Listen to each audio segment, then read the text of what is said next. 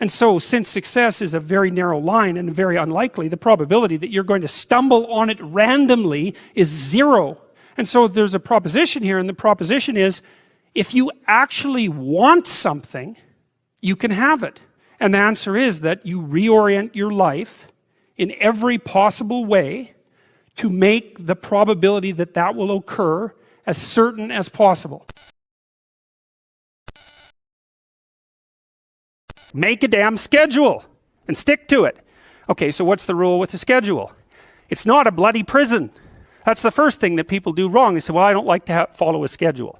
Well, it's like, well, what kind of schedule are you setting up? Well, I have to do this, then I have to do this, then I have to do this, and then I just go play video games, because who wants to do all these things that I have to do? It's like, wrong. Set the damn schedule up so that you have the day you want. That's the trick. The world doesn't care. The world has never given a shit about sad men. So if you're going to sit there and self-diagnose yourself as a sad man, you're going to have a shit life and nobody's ever going to give a fuck, and you're going to perpetually lose forever. And that is your decision. I am so scared of being that person.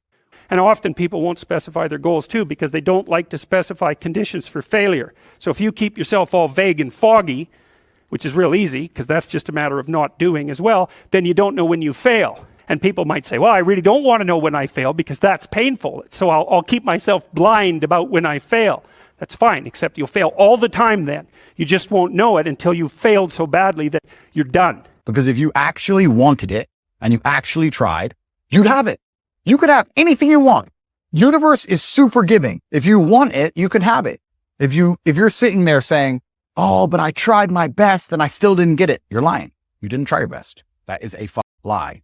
The universe gives it to everybody who genuinely tries. If you're a man who was born and you decide to do exactly as you're told, you're going to end up depressed, in debt, working a job that you hate, with a wife who doesn't respect you, with kids who don't listen to you, in a house you don't own, until she leaves you, and then you contemplate suicide a while, and maybe you might find some purpose towards the end, enough to survive and pay your taxes, and then you're gone. I don't think a man who just follows the programming is going to find any happiness. But they don't care. Just 2 simple words that I've been saying to myself over and over and over again. More pain, more pain, more pain. That's what we need in life. If you want to have a happy life, if you want to have a life of happiness and joy, you need to go and pursue some more pain in something that's reasonable, in something that means a lot to you. You need to go and sacrifice and feel uncomfortable, especially as a man, to feel uncomfortable for some pursuit of something important. I also think as a man, because life as a man is pain and suffering, and when I say that, because you're never going to be a good man or good at being a man without pain and suffering. You're going to have to go through a bunch of shit and have a terrible life to become a good man. I think you should embrace that and accept it. And I think that the correct mental model for men to have is a degree of stoicism and not to be too concerned with even how they feel. So what I found is that to change your automatic thoughts and to make them more positive and encouraging, which should be a goal for every single person, what we have to do is implant more manual thoughts of the kind that we eventually want to become automatic. The issue is we've implanted so many manual thoughts to our brain, the negative kind, that now our brain is producing negative thoughts. And the reason I put fitness in front of money is that if you have a healthy body and mind, it makes business so much easier.